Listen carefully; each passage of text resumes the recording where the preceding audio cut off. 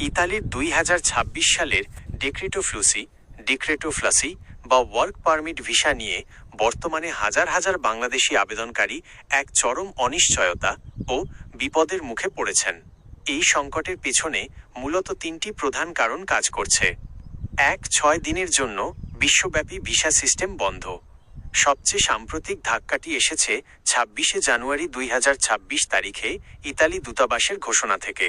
কারিগরি রক্ষণাবেক্ষণের technical maintenance কারণে 11, 12, 15, 16, 17 এবং 18 ফেব্রুয়ারি 2026 তারিখে বিশ্বব্যাপী ইতালির সব ভিসা আবেদন কেন্দ্র বন্ধ থাকবে।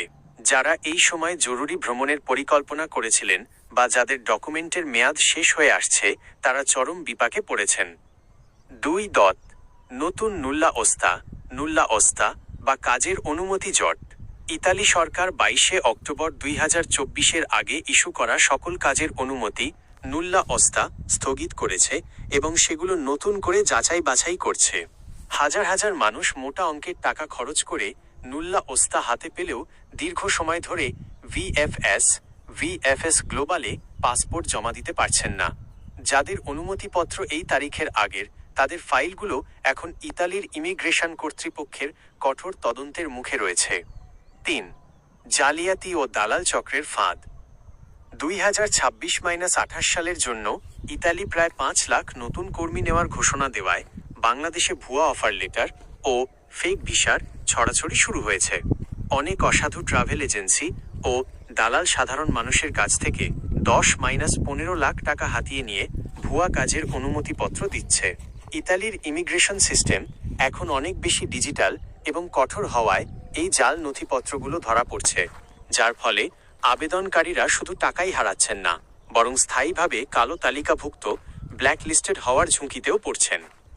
4. অ্যাপয়েন্টমেন্ট জটিলতা।